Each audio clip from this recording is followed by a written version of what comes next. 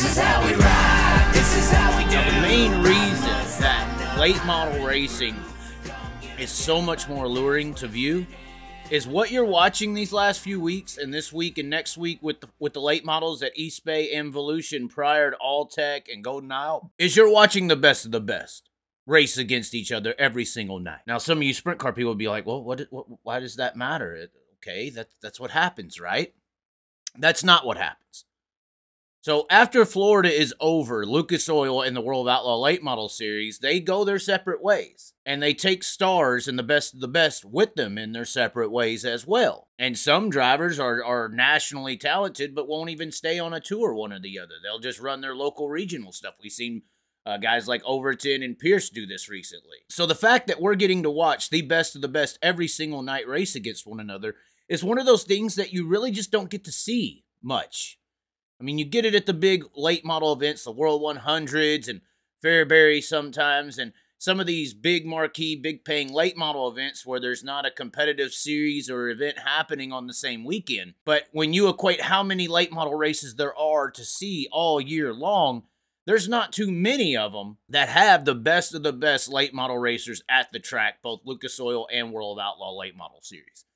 So these past weeks and these 2 weeks to come, it's the best of the best all together racing on the same night. And that is a somewhat rarity in the late model racing world. Now, when it comes to the sprint cars, however, you're going to see the World of Outlaws, the All-Stars. A few people will sprinkle in, but as far as the World of Outlaws are concerned, these are the best of the best that you could see in Florida and the rest of the year. And I would argue a month later, right after they do Volusia at Bike Week, when they go to Port Royal and Williams Grove, that those races might have more talent and more allure to view and more of the best involved just because it's going to be up in Pennsylvania and there's so many competitive 410 sprint car teams. See, the sprint car world's very set up like a NASCAR world where it is Cup, Busch, and then trucks. You know, we kind of have the Cup series with the sprint cars and the Outlaws and the Busch series with the All-Star Circuit of Champions. Trucks could be considered multiple regions, 360 divisions, all this other stuff. You can almost splatter the truck series across the country. You know, California, PA, that would be like a truck series of the sprint car world. But at the end of the day, if you want to watch the best of the best sprint car racers, you watch the World of Outlaw Sprint Car Series,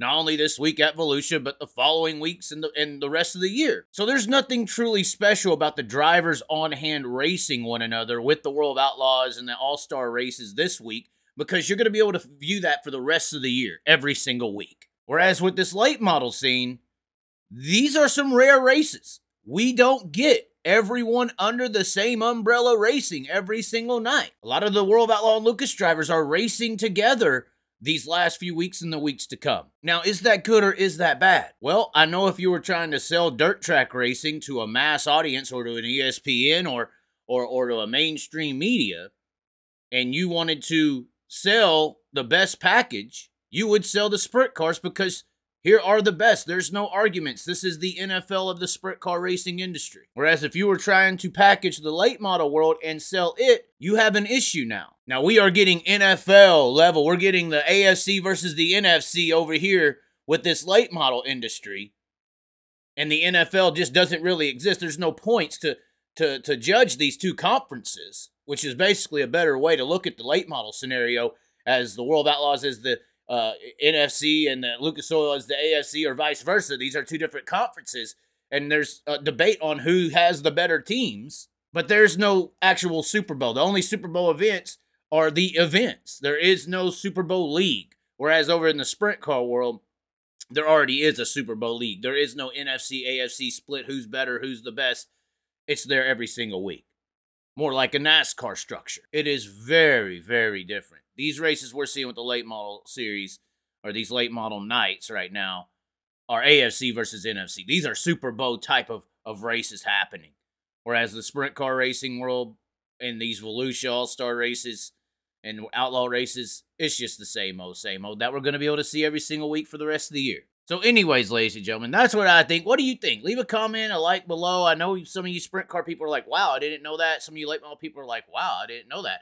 I still say tune into both of them. We could see some shockers. That's the fun thing about the sprint car industry, is since it is so you know, cup level, when a guy comes in who's not one of those guys and wins it, he's really, really doing something. But anyways, leave a comment below, tell me what you think, and always be sure to subscribe. This is how we ride. This is how we